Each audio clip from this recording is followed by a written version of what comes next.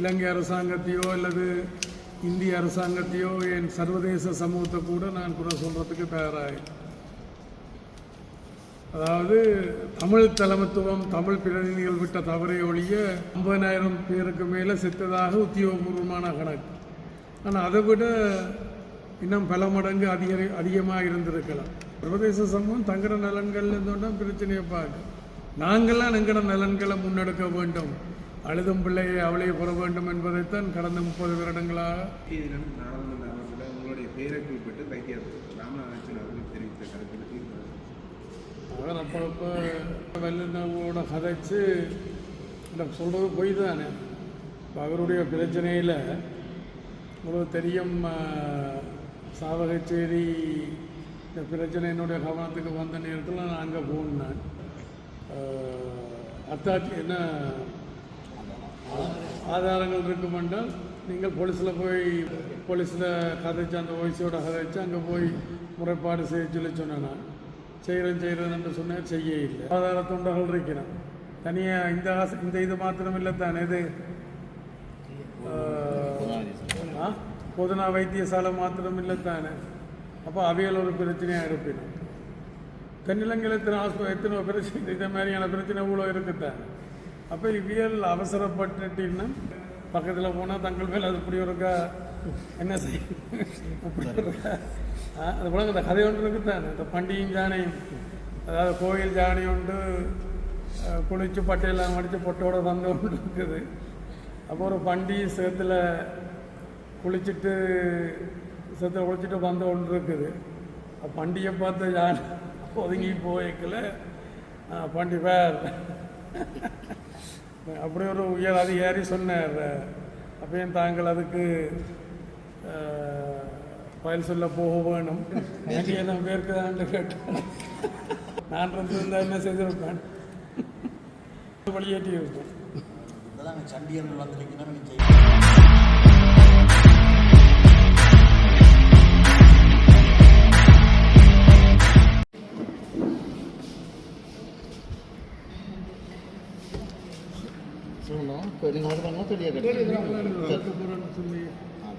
ஜனாதிபதி இந்தியா விஜயம் மேற்கொண்டிருக்கிறார். இந்த கடத்தொழில் சங்கங்களை கோரிக்கொண்டு கொண்டிருக்கிறது. இந்த எல்லை தாண்டிய இந்திய தடுத்தெடுத்த உணவு சொந்தமாக அடுத்த கொடுக்கணும் வேண்டும்.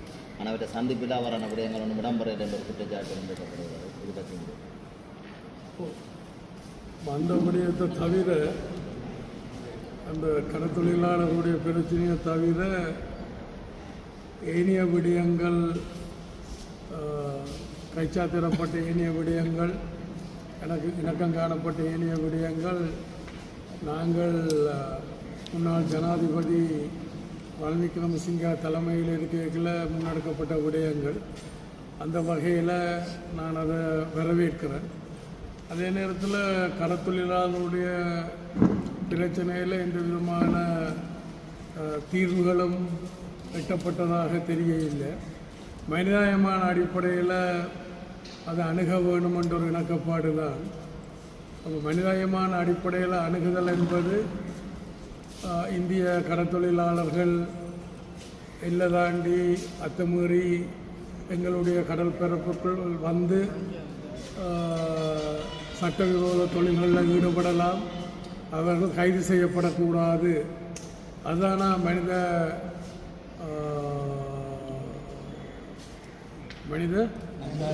மனிதாயமானம் என்றதான் என்னுடைய கேள்வி. அப்படி இருக்க முடியாது. இடையில் சில அலம்பிகள், சில புலம்பிகள் உடைய கருத்துக்களை பார்க்கின்ற பொழுது, கடந்த காலம் நான் ஆட்சியில் இருந்த பொழுது இந்திய வெளிவார அமைச்சருக்கும் அன்று இலங்கை வெளிவார அமைச்சர் பிரதமர் உட்பட உள்ளடங்கலாக சில கருத்துக்கள் முன்வைக்கப்பட்டது. அப்பொழுது பத்திரிகையாளர்கள் என்னிடம் கேள்வி எழுப்பிய போது நான் சொன்னேன், கடற்தொழில் அமைச்சர் அன்று வரை டக்ளஸ் சிவானந்தர் தான். அப்போ கடற்தொழில் அமைச்சருக்கும் கடற்தொழில் அமைச்சருக்கும் அவ்வாறான எண்ணம் இல்லை. அதாவது எந்த வகையிலையும் இந்திய இழுவமடி படகுக்கு இடம் கொடுக்க முடியாது, ஒரு வினாடி கூட இடம் கொடுக்க முடியாது என்பதுதான்.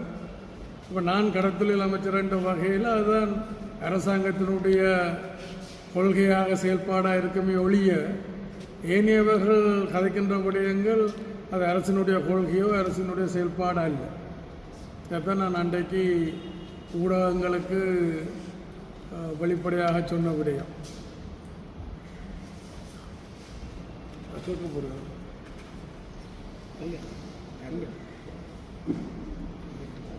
மக்கள் பிரதிநிதியாக எவ்வளோ காலம் இருந்த நீங்கள், நீண்ட காலமாக மக்கள் பிரதிநிதியாக இருந்த நீங்கள், அமைச்சராக இருந்த நீங்கள், அப்போ இந்த தேர்தலில் வந்து உங்களுக்கு ஒரு சின்ன ஒரு ஓய்வு ஒன்று கிடைச்சிருக்கு. இதை நீங்கள் எப்படி பார்க்குறீங்க?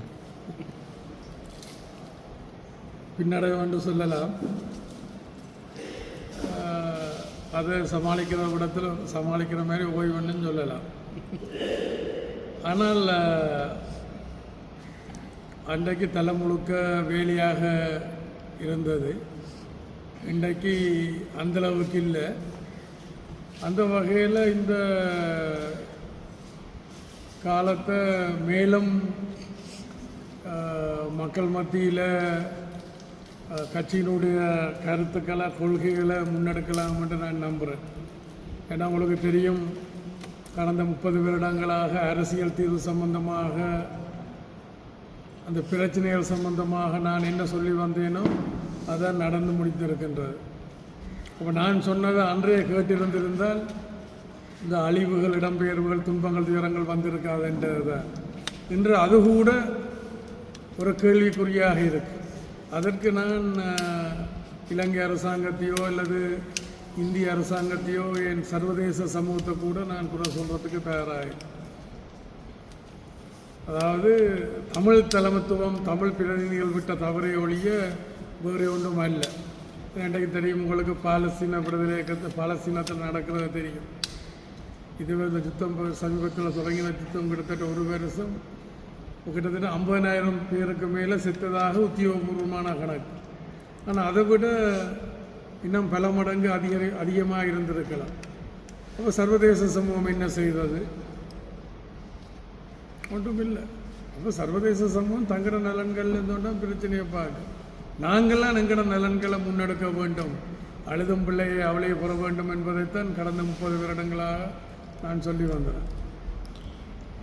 கடந்த காலத்தில் வந்து மக்களுக்கான பல சேவைகள் செய்த நிலையில் இந்த பின்னடைவுக்கு என்ன காரணம் என்று நினைக்கிறேன்? எல்லாரும் சொல்றீர்கள், சந்திக்கிற எல்லாரும் சொல்றீர்கள், கடந்த காலத்தில் பல விடயங்களை எல்லாம் சாதிச்சிருக்கிறீர்கள், என்ன நடந்தேன் என்று சொல்லி.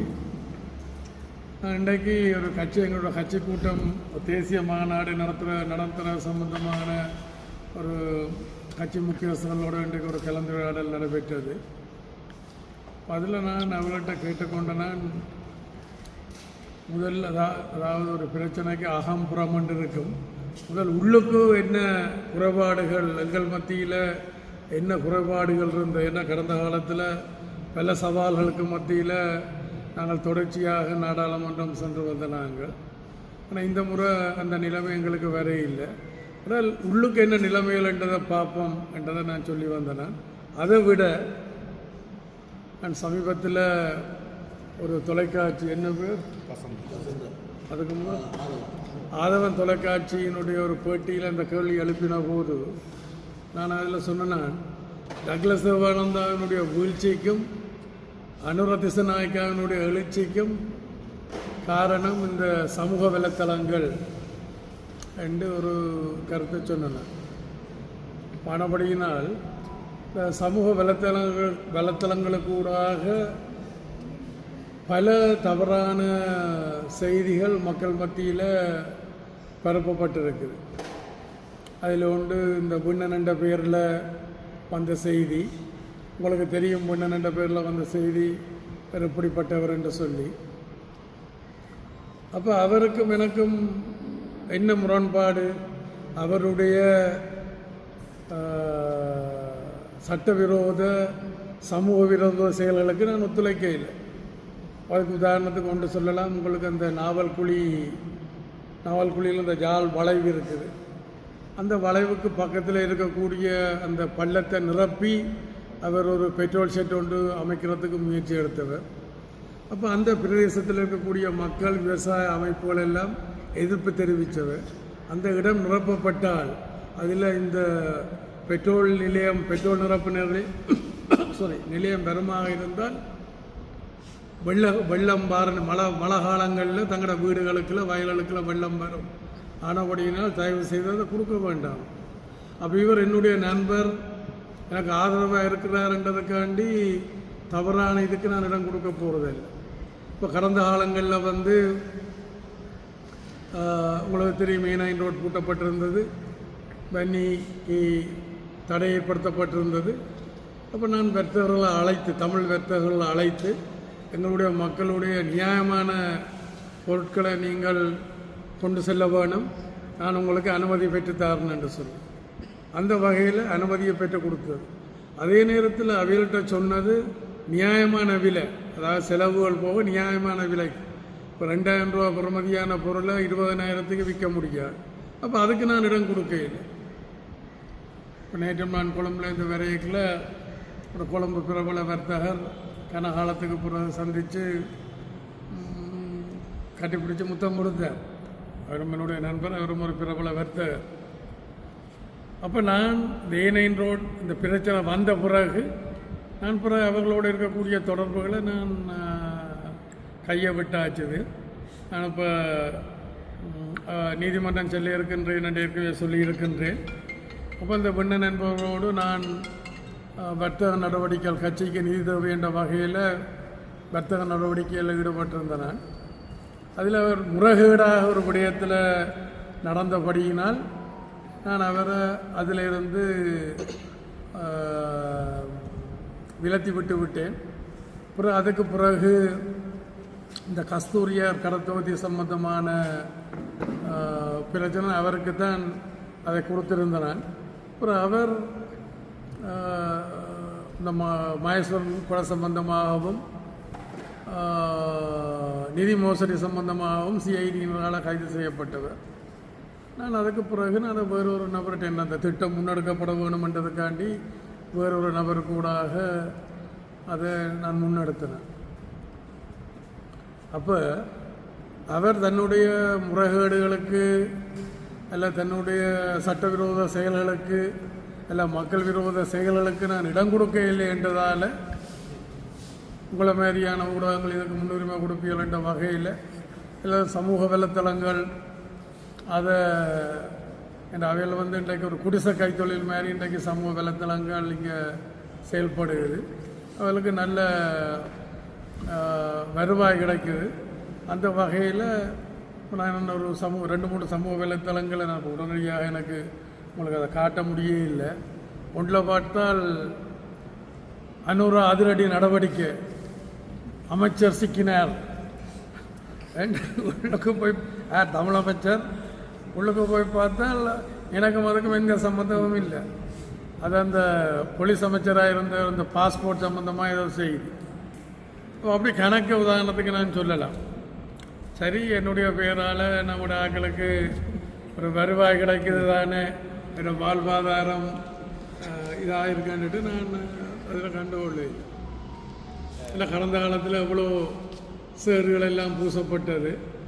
நான் அதுகளை முன் கொடுத்து வந்து என்னுடைய நான் தவறென்று சொல்லி யாராவது நிரூபித்தால் நான் அதுக்கு வெளிப்படையாக மன்னிப்பு கேட்கறது மாத்திரமல்ல, அதுக்கு பரிகாரம் காண்றது தான் என்னுடைய இது. இப்போ கிட்டத்தட்ட பொன்னியன் என்று சொல்லி பொன்னியனும் வந்து ஒரு 2-3ஆம் தரம் பேட்டிகள் கொடுத்துருக்கிறார். அப்போது ஒரு தடவை நல்லாட்சி காலத்திலேயும் அவர் இப்படியான பேட்டி கொடுக்கைகள் நான் அந்த பேட்டியினுடைய பிரதியையும் நான் போலீஸ் மா அதிபருக்கு எழுதியிருந்தேன். இப்படி ஒரு இந்த பொன்னியன் என்ற ஒரு நபர் இப்படி சில குற்றச்சாட்டுகளை முன்வச்சிருக்கிறார், அதை விசாரித்து நடவடிக்கை எடுக்க சொல்லி அவர் விசாரித்து பார்த்துட்டு சொல்லிச்சுன்னா அதில் எந்த உண்மையும் இல்லை. ஆனால் நீங்கள் மான நஷ்ட வழக்கு போகிறேன்றால் போகலாம் அல்லது அப்படியே விடலாம் என்று. அப்போ நான் அதை கையை விட்டுட்டேன். இப்போ இந்த எத்தனை தடவை சொன்னவன் தான். ஜனாதிபதி அனுரகுமார் திசாநாயக் இந்தியா சென்று வந்திருக்கிறார். அங்கே நிறைய ராஜதந்திரிகளோடு பேசப்பட்ட இதில் தமிழர்களினுடைய அபிலாஷைகளை முழுமையாக நிறைவேற்றுமாறு சொல்லப்பட்டிருக்கிறது. 11ஆம் திருத்தத்திலிருந்து பார்க்கவும் இந்திய அரசாங்கத்தினால் ஒரு அழுத்தம் எடுக்கப்பட்டது. ஆனால் அதற்கு முன்பு, இந்த இந்திய விஜயத்திற்கு முன்பு NPP தரப்பால் பேசப்படுகின்ற பொழுது தமிழர்களுக்கு பொருளாதார நல நலன்கள் தான் முக்கியத்துவப்படுத்தப்படுகிறது என்பது போன்ற சில கருத்துக்கள் முன்வைக்கப்பட்டிருக்கிறது. இதனுடைய எதிர்கால நடவடிக்கைகள் எப்படி இருக்கு? அதாவது உங்களுக்கு தெரியும், கடந்த 30 வருடங்களாக காய்ச்ச போதுமா இல்லை நிப்பாட்ட சொல்றது அப்போ புரிஞ்சுதான் அறுபடி இருந்தாலும் துணைக்கு சரி. அப்போ நான் இப்போ இந்த பொதுவான ஒரு கேள்வி அளிப்ப நேரத்தில் நான் அதையும் சேர்த்து தான் சொன்னேன். நான் உங்களுக்கு வரலாறு சொல்ல வழிக்கிட்டால் அவர் பொறுப்பார். நான் நீண்ட காலமாக சொல்லி வந்தது, இப்போ 90ஆம் ஆண்டில் எடுத்துக்கொள்ளுமே, 90ஆம் ஆண்டுலேருந்து நான் சொல்லி வந்த நான் அதாவது தேசிய நீரோட்டத்தில் கலந்து கொண்டு நாடாளுமன்ற ஜனநாயகத்துக்கு ஊடாகத்தான் எங்கள மக்கள் எதிர்கொள்ளுகின்ற 3 விதமான ஆணாக்கள். முதலாவதான அன்றாட பிரச்சனைகளுக்கான தீர்வு, 2ஆவதான அபிவிருத்திக்கான தீர்வு, 3ஆவதான அரசியல் உரிமைக்கான தீர்வு. இது கூடாகத்தான் தீர்க்க முடியும் என்று சொல்லி நான் அண்டையிலேருந்து சொல்லி வந்தேன். ஆனால் அதை அன்றைக்கு பிரபாகரனோ அல்லது பிரபாகரனோட இருந்தவர்களோ கேட்க இல்லை. ஆனால் இன்றைக்கு எல்லோரும் அதுக்கு தான் வந்திருக்கணும். இன்றைக்கு அது ஒரு திருப்பியும் ஒரு கேள்விக்குறியாக வந்திருக்குது. இருந்தாலும் இந்தியா தனக்கு சந்தர்ப்பங்கள் கிடைக்கிற நேரத்தில் இந்த விடயங்களை திருப்பி சொல்லி கொண்டு வருகிறது. ஆனால் இங்கே அது நடைமுறையில் இல்லை. அதுக்கு பிரதான காரணம் தமிழ் மக்களுடைய பிரதிநிதிகள் என்று சொல்லுகின்றவர்களான் காரணமே ஒழிய நான் தென்னிலங்கை அரசாங்கத்தை பற்றி கொண்டு சொல்ல தயாராக இல்லை. ஏனென்றால் இந்த அழுதும் பிள்ளை அவளே புறவேணும் என்பது போல நாங்கள்லாம் என்கிற பிரச்சனைக்கு தீர்வு காண வேணும். சர்வதேசமும் இந்தியாவும் தென்னிலங்கை அரசாங்கம் கூட இல்லை, நாங்களும் அதை சரியாக முன்னெடுக்க வேணும். அதுக்கு தான் நான் மக்கள்கிட்ட கேட்டேன், எனக்கு போதிய அளவு வாக்குகளையும் போதிய ஆசனங்களையும் கொடுத்தால் என்னால் 2-3 வருஷத்துக்குள்ளே தீர்க்க முடியும் என்று சொல்லி மக்கள் உங்களுக்கு தெரியும் என்ன தீர்ப்பு கொடுத்துருக்கணும்ண்டு. அது சரியாக பிள்ளையாண்டது காலம்தான் தீர்மானிக்கும். இந்த நாடாளுமன்ற தேர்தலில் யாழ் தேர்தல் மாவட்டத்தில் மக்களினுடைய தெரிவு பற்றி என்ன நினைக்கிறீங்க? புதியவர்கள் நிறைய பேர் பாராளுமன்றத்தில் சேர்த்துருக்காங்க, பழைய நாடாளுமன்ற உறுப்பினர்கள் சிலர் பிரதிநிதித்துவத்தை இழந்திருக்காங்க. இந்த தெரிவு எப்படி இருக்கு மக்களினுடைய? இழந்த மாத்திரமில்லை, அவர்களுக்கு அவர்களுடைய வாக்குகள்லையும் கணிசமான அளவு குறைஞ்சிருக்குது. பட் அதே நேரத்தில் சில பேர் வாக்களிப்புலையும் கலந்து கொள்ளவும் இல்லை, அந்த ஒரு இதுவும் இருக்குது. அப்போ இந்த சமூக வலைத்தளங்கள் என்ன உங்களுக்கு தெரியும், முந்தைய ஒரு செய்தியை கேட்குறாண்டா டிவிக்கு முன்னால் போய் இருக்க வேணும், இல்லை வானொலிக்கு பக்கத்தில் காதை கொடுத்து இருக்க வேணும், அல்லது பத்திரிகை. ஆனால் இப்போ மெலசல ஊடகத்துக்குள்ள இருந்தோண்டே செய்தியை அறிஞ்சு கொள்ளலாம். இல்லை படுக்கை அறையில், சாப்பாட்டு அறையில், அதில் ஒரு கலந்துரையாடல் இல்லை, இல்லை ஒரு பொழுதுபோக்கு நிகழ்ச்சியில் கூட இப்போ நாங்கள் அந்தளவுக்கு இந்த தொழில்நுட்பங்கள் வளர்ச்சி அடைந்திருக்கிறது. நெருப்பை நல்லதுக்கும் பயன்படுத்தலாம், தீயதுக்கும் பயன்படுத்தலாம். நினைக்கிறேன் எங்களுடைய சமூகத்தில் சரியாக பயன்படுத்தப்படவில்லைன்னு நினைக்கிறேன். நேற்றைய தினம் நாடாளுமன்ற அமைப்பில் உங்களுடைய பெயரை குறிப்பிட்டு வைத்தியர் ராமநாதன் அவர்கள் தெரிவித்த கருத்துக்கு அவர் அப்பப்போ தன்னுடைய கருத்துக்களில் என்னுடைய பேரும் இடையில சொல்கிறார். ஏன்னா இந்த நாடாளுமன்றத்தில் சிறப்பு உரிமை இருக்கிறபடியினால் நான் அது சம்பந்தமான நடவடிக்கை எடுக்கிற பற்றி யோசிக்க இல்லை. நான் இனி சட்ட வல்லுநர்களோட கதைச்சு சொல்கிறது பொய் தானே. இப்போ அவருடைய பிரச்சனையில் உங்களுக்கு தெரியும், சாவகச்சேரி இந்த பிரச்சனை என்னுடைய கவனத்துக்கு வந்த நேரத்தில் நான் அங்கே போனேன். இப்போ இந்த நிலைமையில் பார்த்துட்டு அவர்கிட்ட சொன்னேன், அமைதியாக இருங்க, நான் அலுவலை பார்க்குறேன்னு. இப்போ தாக்கப்பட்டதாக சொன்னார். அங்கே உங்கள்கிட்ட தாக்கப்பட்டதுக்கு உரிய அத்தாட்சி என்ன ஆதாரங்கள் இருக்குமென்றால் நீங்கள் போலீஸில் போய் முறைப்பாடு செய்யலாமென்று. இல்லை சாவச்சேரி போலீஸில் செய்ய முடியாதுன்ற. அப்போ நான் சொன்னேன் போலீஸ் அதிபரோட கதைச்சு அவருக்கு அவர் இருக்கிற கொழும்புல இருக்கிற இந்த இடம் வெளிக்கடை போலீஸில் கதைச்சு அந்த ஓய்ஸோட கதைச்சு அங்கே போய் முறைப்பாடு செய்ய சொன்னேன். நான் செய்கிறேன்னு சொன்னேன், செய்ய இல்லை. அதே நேரத்தில் அவரை திருப்பி அங்கே பதவியில் மீண்டும் அமர்த்துறதா இருந்தால் அவரோட எந்த வைத்தியர்களும் வேலை செய்கிறதுக்கு தயாராக இல்லை என்ற எனக்கு சொல்லப்பட்டது. அப்படின்னா அவர்கிட்ட கேட்டேன், உங்களோட எத்தனை பேர் வேலை செய்யணும் மட்டும் 18 19 பேருன்னு சொன்னேன். நான் ஒரு ஆள்கிட்ட பேரே நம்பர் இருந்தாங்க, நான் கதைக்கிறேன் என்றேன். 2 பேரும் எனக்கு தெரியல. அப்போ எல்லாரும் எந்த வைத்தியர்களும் தாங்கள் அவரோட சேர்ந்து வேலை செய்ய முடியாதுன்றது தான் என்னுடைய கவனத்தை கொண்டது. விசேடமாக அந்த GMOA, அதாவது சட்ட அரச வைத்திய அதிகாரிகள் சங்கம் அதில் ரொம்ப தீவிரமாக இருந்துச்சுன்னா அவன்கிட்ட கேட்டுச்சுன்னா நீங்கள் இதில் தலை போட வேண்டாம் என்கிட்ட வினியமாக கேட்டுக்கொண்டுச்சுன்னா நான் வந்து சரிபுல இப்போ நீங்கள் அதுக்கு தலை போடுறீங்களா இல்லையான்றதை விட சரிபுலையத்தான்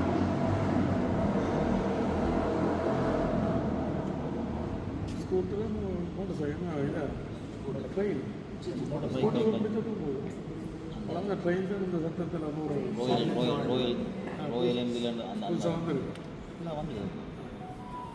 அப்போ யாரும் அவரோட வேலை செய்கிறதுக்கு தயாராக இல்லை என்ற நிலையில் இருக்கல. அப்போ நான் என்னென்று அந்த பிரச்சனையை தீர்க்கிறது. அப்போ நான் அவர்கிட்ட கேட்டால் பொறுமையாக இருந்து கொள்ளுங்க பார்க்கலாமன்றதான் சொன்னது. தற்போது அவர் வடக்கு மாகாண முதலமைச்சராவதற்கு தனக்கு இது இருப்பதாக சொல்லிக் கொண்டிருக்காரு. அது மக்கள் நான் தீர்மானிக்கும். ஒவ்வொருவரும் சொல்லிட்டு போகலாம்.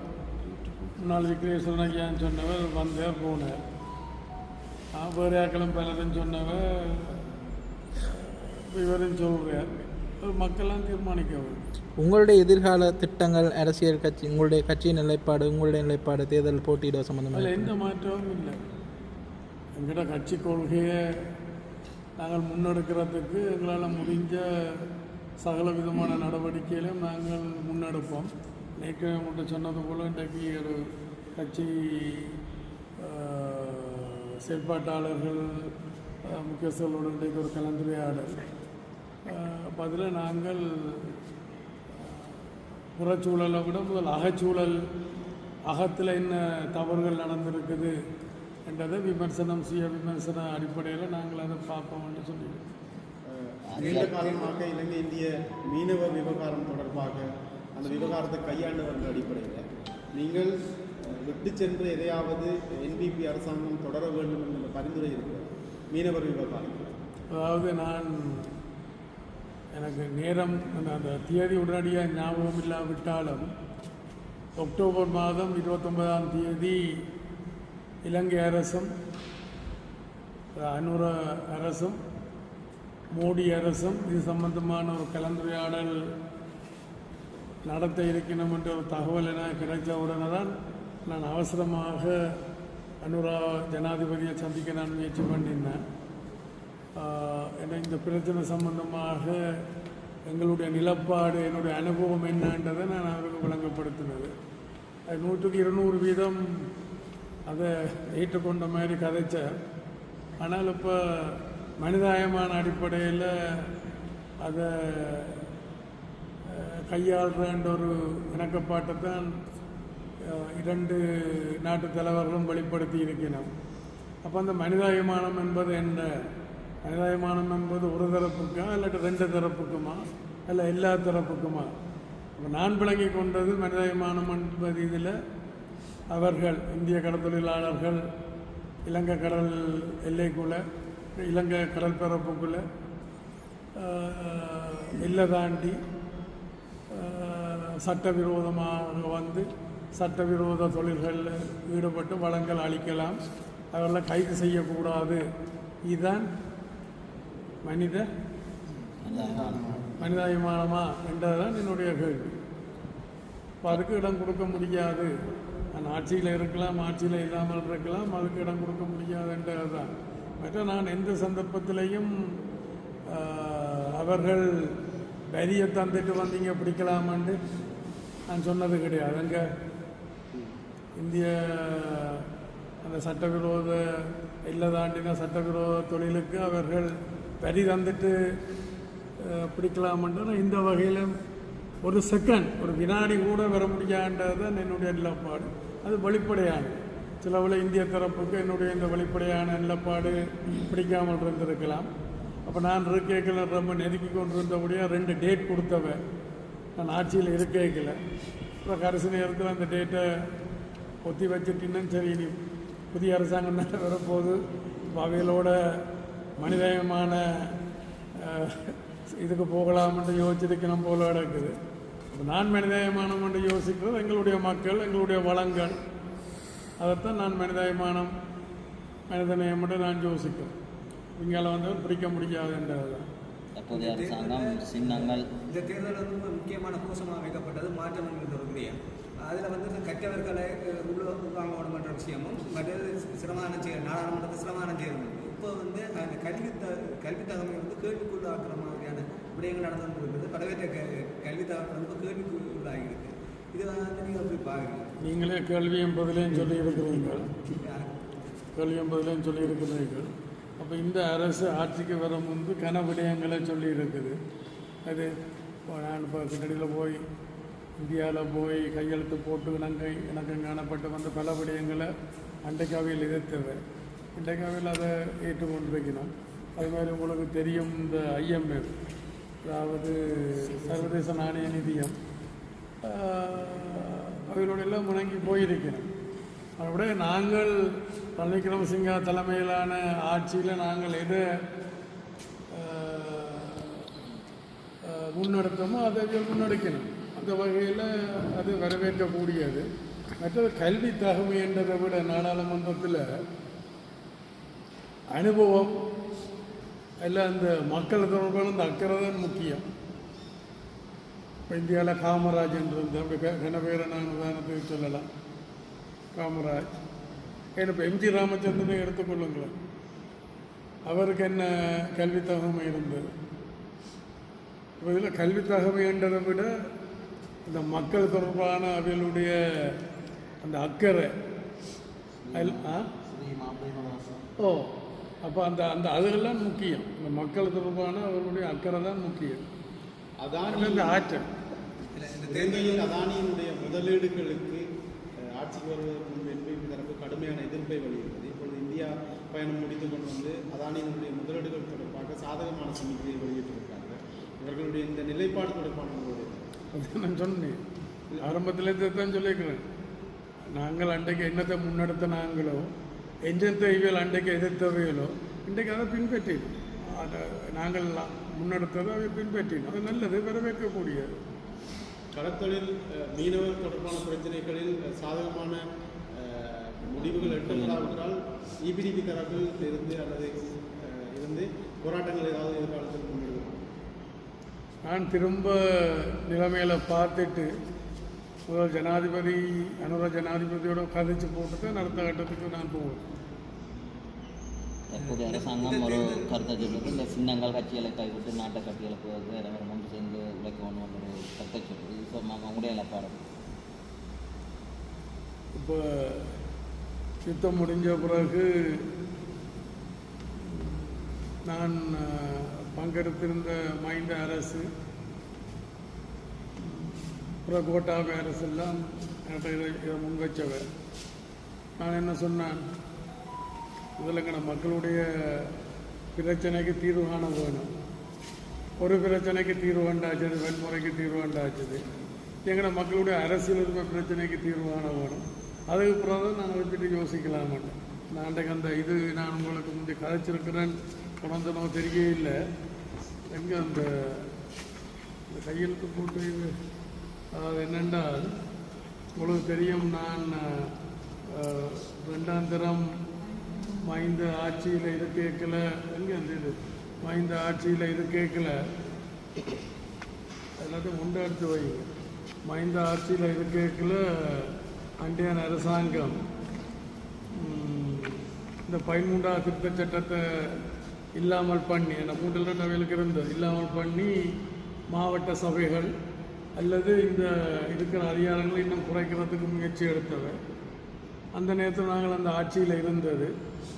அந்த நேரத்தில் 51 பேருடைய கையெழுத்துகளை நாங்கள் எடுத்து, ஆட்சியில் இருக்கிறவர்களுடைய 51 பேருடைய கையெழுத்துகளை எடுத்து நாங்கள் அவையில காட்டினாங்கள். என்னது, நீங்கள் இதை நாடாளுமன்றத்துக்கு கொண்டால் நாங்கள் 3/2 தர மாட்டோம், இதை நிறைவேற்ற விட மாட்டோம் என்று நாங்கள் சொன்னோம். பத்திரிகைகள் என்கிட்ட கேட்டால் தங்களுக்கு தெரிச்சது. நான் சொன்னேன், எனக்கு பலகாரம் தேவையோடையே சில அல்ல என்று நான் அரசியல் மயப்படுத்த விரும்பல. அப்புறம் கொஞ்சம் தேடி எடுத்துட்டேன். நான் காட்டுறேன் உங்களுக்கு. அன்றைக்கு இதில் காட்டினேன், இதில் ஆதவனில் நான் காட்டினேன். முதலாவது என்னுடைய கையெழுத்து, 2வது எங்கள் தொண்டமான் ஆறுமன் தொண்டமாண்ட கையெழுத்து, 3வது ஹக்கீம், அப்புறம் அதுக்கு பின்னால் வருது. இப்போ உங்களுக்கு காட்டுறேன். கப்பியா திரையில் நான் உங்களுக்கு மொத்தம் காட்டலாம். அப்போ என்ன கேள்வி, இப்போ அந்த வகையில் நாங்கள் இந்த 3 ஆணாக்களில் இந்த இன்றைக்கு அரசியல் உரிமை பிரச்சனை ஒரு பிரதானம். அப்போ அதை முன்னெடுக்கிறதுக்கு சில பேரை யோசிக்கலாம், இவர் தான் ஒரு பழைய ஆள், இதானால் இப்போ இவரை இது பண்ணிவிட்டால் பிரச்சனை இல்லை என்று சில வேளை தென்னிலங்கை ஆட்சியாளர்கள் சில வேளை யோசிக்கலாம். இன்றைக்கு இல்லை, கடந்த காலத்திலேயும் அப்படி பல யோசனைகள் பல செயல்பாடுகள் எல்லாம் இருந்தது. அதில் இந்த தண்ணிக்குள்ளால் நெருப்பை கொண்டு போட முடியும் தெரியும் தான், அப்படி செய்து வந்தது. இதில் ஒரு சறுக்கள் பார்ப்போம். புதிய அரசியலமைப்பு அமையப்படுவதற்கான சாத்தியக்கூறுகள் இருக்குது. இதில் வந்து புதிதாக பாராளுமன்ற போனது அதிகமாக இருக்கின்றார்கள் தமிழர்கள் தரப்பில் இருந்தால். இந்த அரசியலமைப்பு புதிதாக அமையும் போது இது தமிழ் அரசியல் நிலப்பாட்டில் வந்து தாக்கம் இருக்குன்னு நினைக்கிறேன். ஏன்னா புதியவர்கள் போயிருக்கிறார் பாராளுமன்றத்துக்கு. அனுபவம் என்னென்றால் அது போன்ற அனுபவம் முக்கியம். மற்றது அந்த அவைகள் தாங்கள் முன்னெடுக்கிற கொள்கை இருக்குத்தானே, அதில் எந்தளவுக்கு அவைகள் உறுதியாக இருக்கணும் என்ற ஒரு விஷயம் இருக்குது, தெளிவாக இருக்கணும் என்றது. ஆனால் மட்டும் எல்லோரும் சொல்லியிருக்கோம், இந்த அரசாங்கத்துக்கு தாங்கள் ஆதரவு கொடுக்க தயார்ன்றதை தான் எல்லோரும் சொல்லியிருக்கணும். அடையால் நாங்கள் பொறுத்திருந்து தான் பார்க்க வேணும், காலம்தான் அதுக்கு பதில் சொல்ல வேணும் என்ன மாதிரி போகுதுண்டு. இனி புதிய அரசியல் ஜாப் என்பது நடைமுறையில் எந்தளவுக்கு சாத்தியம் என்ற ஒரு கேள்விக்குறி இருக்குது. ஆனால் இந்த அரசாங்கத்துக்கு 3/2 இருக்குது. அதே நேரத்தில் சர்வஜன வாக்கெடுப்புக்கும் போக வேண்டி வரும். 3/2 சில வேளை சாத்தியப்படலாம், ஆனால் சர்வஜன வாக்கெடுப்பு எந்த அளவுக்கு அவைகளுக்கு சாத்தியப்படுமோ தெரியாது. அந்த வகையில் நாங்கள் கடைசியாக அனுர ஜனாதிபதியை சந்திக்கல சந்திக்கிற நேரத்தில் 3 கட்டத்தில் இந்த மாதிரி இலகுவாக இந்த பிரச்சனையை தீர்க்கலாம் என்று நாங்கள் கொடுத்த நாங்கள். முதலாவது கட்டம் வந்து அந்த கொடுத்த கிட்டத்தட்ட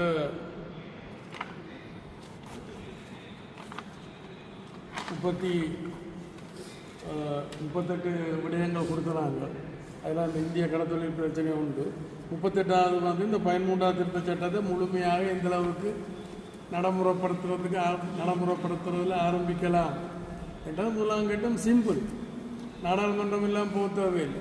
நிறைவேற்ற அதிகாரத்துக்கு ஊடாகவும் நிர்வாக ஏற்பாடுகளுக்கு ஊடாகவும் எடுத்துக்கொண்ட அதிகாரத்தை ஜனாதிபதி ஒரு கையெழுத்து, அதை சிரித்து கொண்டும் போடலாம், மும்மொன்றும் போடலாம் என்றால் அது அதிகாரங்களுக்கு கூடும்.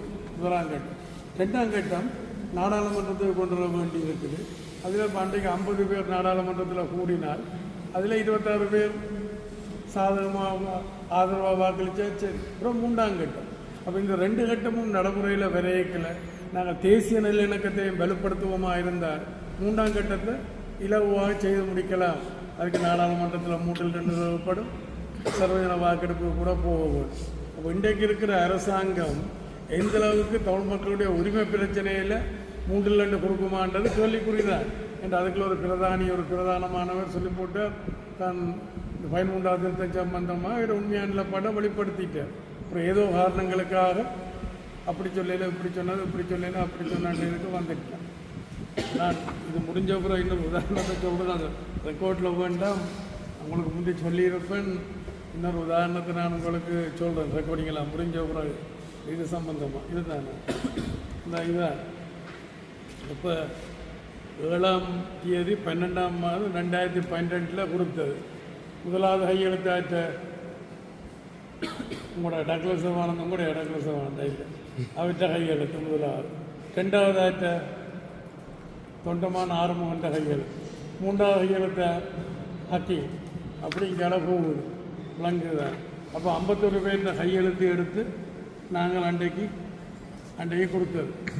ஏன்றால் எனக்கு பலகாரம் தேவையில்லையே, சில சிறப்பு தேவையில்லை. பல பத்திரிகையாளர் கேட்டு அதை தாங்க இதை தாங்க. ஆனால் பலகாரம் தான் அதை நான் சொன்னது போல நிப்பாட்டியாச்சு, நான் விரும்பினது போல நிப்பாட்டியாச்சு. அப்படி கணக்கு. இது சும்மா உதாரணத்துக்கு கொண்டு விடயங்கள்.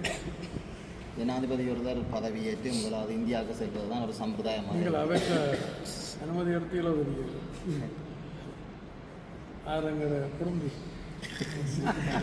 ஒரு சம்பிரதாயமாக இருக்கிறது. அந்த வகையில் இந்த முறை அனுரகுமார திசாநாயகா இந்தியா செல்லும்போது, முன்ன காலங்களில் செல்லும்போது ஒரு தமிழ் அமைச்சர் அல்லது ஒரு பாராளுமன்ற உறுப்பினர் தமிழ் மக்கள் சார்ந்த பிரதிநிதித்துவப்படுத்தி இந்தியா செல்வது வழமையாக இருக்கிறது. ஆனால் இந்த முறை அவ்வாறு ஒருவரும் பங்கெடுக்கப்படவில்லை. கடந்த காலங்களில் நீங்கள் செல்லும்போது இந்தியாவிலிருந்து வீட்டு திட்டங்கள் சரி, தொழில் திட்டங்கள் சரி மக்களுக்கு தமிழ் மக்களுக்கு கொண்டு வந்தது. இந்த முறை வந்து அவ்வாறான சம்பவம் காரணம் அதுக்கு ஏதாவது உள்நோக்கங்கள் இருக்கும்னு நான் நினைக்கிறேன். என்னால் அதுக்கு பொருத்தமானவர் இல்லை என்று யோசிச்சிருக்கலாம், அல்லது அங்கே வந்தால் ஏதாவது உளறி தள்ளி விடலாம் என்று யோசிக்கலாம். அது அவர்களுக்கு தான் தெரியும். நீங்கள் சொல்கிறதுல அந்த இது இருக்குது. மக்கள் தெரிவி சொல்லி சரியோ அது பொருத்தமானவர் இல்லையன்ற இதில் தான் அப்படி அழைச்சிட்டு போகாமல் இருந்திருக்கலாம்னு நான் நினைக்கிறேன். அது என்னுடைய அனுபவத்தில். அப்புறம் நம்ம பல 7-8 ஜனாதிபதிகளை கண்டிருக்கிறேன், இந்திய பயணங்கள் எல்லாத்தையும் சந்திச்சிருக்கிறேன். அப்போ பொருத்தமானவர் இல்லையன்ற நினைப்பில் தான் அப்படி செய்திருக்கலாம்னு நினைக்கிறேன். அவரை தான் வெளிச்சம். யாருக்கு வெளிச்சம்? அதுக்கு தான் வெளிச்சம். அவரான ஜனாதிபதி அது கட்டிக்காரன். இப்போ நான் சொன்னதான் அன்றைக்கு இந்த தேர்தல்களை போய் சந்திக்கல, நான் சந்தித்த ஆக்கள்லேருந்து கொஞ்சம் வித்தியாசமாக இருக்கிறார். ஆனால் இந்த அளவுக்கு அவரால் முன்னெடுக்க முடியுமென்றது இந்த இன்றைக்கு எல்லாத்தையும் எதிர்த்து கொண்டிருந்த அன்றைக்கு ஏற்று கொண்டிருந்தவர் இன்றைக்கு அதைத்தான் நான் பின்பற்றினேன். இப்போ என்னென்றால் முன்னாள் ஜனாதிபதி கூட வாழ்த்து சொல்லியிருக்கிறேன், நன்றி சொல்லியிருக்கிறேன். இந்த எக்கா ஒப்பந்தம் எல்லாம் இப்போ இழுபறியில் கையெழுத்து போடாமல் இருந்தது. இப்போ எல்லாம் இணங்கிட்டேன். நல்ல விஷயம். இப்போ என்ன சொல்கிறேன் என்றால் நாங்கள் முன்னெடுத்தது அவர் பின்பற்று. அந்த வகையில் அது வரவேற்கத்தானே வேணும். நாங்கள் இருக்கக்கூடாதான். ஆனால் இந்த விடயத்தில் களத்தொழில் விஷயத்தில் என்னால் அதை ஏற்றுக்கொள்ள முடியாது. அப்போ மனிதாயமானம்ன்றது என்ன என்றதை நான் அவர்கிட்ட ஒருக்கா தொலைபேசியில் கதைக்கிறதுக்கு இருக்கிறேன். நான் நேராக சந்திக்கல, தொலைபேசியில் அழைச்சி கதைக்க இருக்கிறேன். சகோதரியா மனோதமேக்க மனிதாயமன மோகதமேக்க என்று கேட்க இருக்கேன். யாழ் போதனா வைத்தியசாலையில் சுகாதார தொண்டராக எடுக்கப்பட்டதற்கான நியமனம் தொடர்பில் தற்போது சர்ச்சையான நிலைமை காணப்படுகிறது. கடந்த 17 இடங்களுக்கு முன்பு இப்படியான ஒரு பிரச்சனை வந்தபோது நீங்களாம் அந்த பிரச்சனை அவர்களுக்கு பேராற்றலை பெற்றுக் கொடுத்திருந்தீர்கள். இந்த முறையும் சில வாக்குறுதிகளை முன்னர் அமைச்சராக இருந்த காலப்பகுதியில் வழங்கியதாகவும் அறிய கிடைக்கிறது. இந்த நிலைமை என்னென்றால் இப்போ எடுத்தங்கவுட்டமண்டு நாங்கள் போக முடியாது. இன்றைக்கு எடுத்திருக்கிற இந்த நடவடிக்கை என்றது இருக்கிறதையும் இல்லாமல் பண்ணுற ஒரு நிலைமை தான் உருவாகும். இது இன்றைக்கு சமூக வலைத்தளங்கள் எல்லாம் பரவலாக வந்திருக்கு. அப்போ உடனே வடமாகாணத்தில் 900 சுகாதார தொண்டர்கள் இருக்கணும். தனியாக இந்த இது மாத்திரம் இல்லை தான். இது போதனா வைத்தியசாலை மாத்திரம் இல்லை தானே. அப்போ அவையில் ஒரு பிரச்சனையாக இருப்பினும் தென்னிலங்கையில் எத்தனை பிரச்சனை, இதே மாதிரியான பிரச்சனை இவ்வளோ இருக்குத்தான்.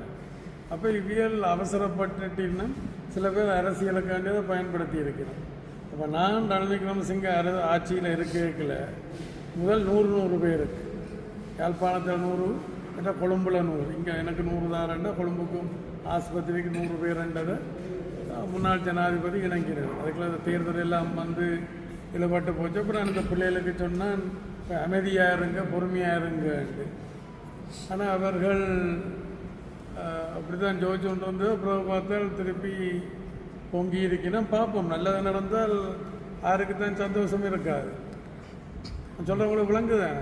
கடந்த காலத்தில் நான் கட்சி நீதியாக கூட இதில் கொடுத்த 6 மாதத்துக்கு இத்தனை பேர் கொடுத்துருக்காங்க. அவைகளுக்கு மாற்றம் வேறு பல பேர் கொடுத்தது அந்த இது செய்தது தான். இது இந்த மணல் வியாபாரம் செய்ய எனக்கு ரொம்ப வந்தது. அதில் இந்த வேலையெல்லாம் நான் கூட செய்தது. அதிலே இத்தனை பேருக்கு எல்லாம் மாத கொடுப்பனவெல்லாம் கொடுத்தது. எல்லாம் பதிவில் இருக்குது. அவையோட கையெழுத்தோட அவையல் எடுத்த இதெல்லாம் என்கிட்ட கிடக்கு. அவைகளுக்கு மாத்திரமில்லை, இப்போ அதனை தொண்டர் ஆசிரியர்களுக்கு கொடுத்துருக்கிறேன், சுகாதார தொண்டர்களுக்கு, அப்படி சில பேருக்கு ரொம்ப அந்த நேரத்தில் உதவி செய்தது. அண்மையில் நடைபெற்ற யாழ்ப்பாண மாவட்ட ஒருங்கிணைப்பு குழு கூட்டம் தொடர்பாக பல்வேறு வாத பிரதிவாதங்கள் இடம்பெற்றது. நீங்கள் கடந்த காலத்தில் அந்த ஒருங்கிணைப்பு குழுவின் தலைவராக இருந்த அடிப்படையில் இதை நீங்கள் எப்படி பார்க்குறீங்க? இல்லை, 2 விடயம். ஒன்று, இந்த எழுப்பப்பட்ட கேள்விகள், எழுப்பப்பட்ட இந்த முறை, அது ஒரு ஆரோக்கியமானதாக எனக்கு தெரிய இல்லை. மற்றது தலைமை தாங்கினவர்கள் அதை நெறிப்படுத்தி இருக்க வேணும். அப்போ அனுபவமின்மை காரணமாக அதை நெறிப்படுத்த இல்லையா, அல்லது ஏதோ உள்நோக்கத்தில் நெறிப்படுத்தால் விட்டுச்சினமான்றது அவைகளுக்கு தான் வெளிச்சம். வெளிச்சத்துக்கு இருந்தோடனே நான் வெளிச்சத்தை பற்றி கதைக்காரன் நீங்கள் யோசிக்கலாம். அப்போ மற்ற அதிகாரிகள் தரப்புலேயும் அதுக்கு நியாயம் இருக்குது. ஏனென்றால் இப்போ ஒரு திட்டத்துக்கு 100 ரூபா என்றால் அவையல் 60 ரூபாய்க்கு தான் முதல் இணங்கி வீணும். பிறகு போய்கொண்டிருக்க 40 ரூபாயில் நின்றுடும் அரசாங்கம். அது மாநசபைக்கு கொடுக்குறதா இருக்கலாம், இல்லை நிரல் அமைச்சர்களுடைய இதுதான் பொதுவான எங்களுடைய நாட்டில் இயல்பு. இப்போ அதை வடிவாக விளங்கப்படுத்தி இருக்க வேணும். அதை விளங்கப்படுத்துறதுக்கு உரிய ஒரு சூழல் அங்கே இருக்க இல்லை.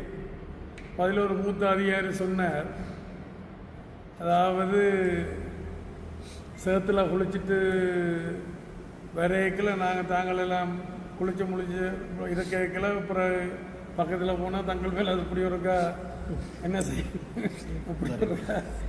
அது போல இந்த கதை ஒன்று இருக்குதான். இந்த பண்டிகையும் ஜானையும், அதாவது கோயில் ஜானி ஒன்று குளித்து பட்டையெல்லாம் மடித்து பொட்டோட வந்த ஒன்று இருக்குது. அப்போ ஒரு பண்டிகை சேத்துல குளிச்சுட்டு வந்த ஒன்று இருக்குது. பண்டிகை பார்த்து யானை ஒதுங்கி போய்க்கல பண்டி வேர் அப்படி ஒரு உயர் அதிகாரி சொன்னார். அப்பயும் தாங்கள் அதுக்கு பதில் சொல்ல போக வேணும், தங்களோட பக்கம் நியாயம் இருக்குன்னு எனக்கு இது விளங்குது. நானும் நீண்ட காலம் இதில் இருந்தது தானே. அப்போ இதில் கல்வி தகமைன்றதை விட அனுபவம் தான் முக்கியம். அதிலெல்லாம் பயன்படுத்தப்பட்ட இப்போ நான் என்ன பேர் சுமதி என்ன பேர் சுமதி ஆண்டியை பார்த்து ஆண்டி என்ன பேருக்குதான்னு கேட்டேன். சுமதிக்கும் எனக்கும் இருக்கிற உறவுகளை நான் பாடி பண்ணுறது வேறு. அப்போ அதுகளெல்லாம் ஒரு உண்மையாக தலைமை பொறுப்பில் இருக்கிறார்கள், அதை நெறிப்படுத்தி இருக்க வேணும். நான் இருந்தால் என்ன செய்திருப்பேன், அந்த மன்னிப்பு கேட்க சொல்லியிருப்பேன், என்ன வழியேற்றி இருப்பேன். சண்டியர்கள் வந்திருக்கணும், அதில் மாற்றம் பண்டிகைகள்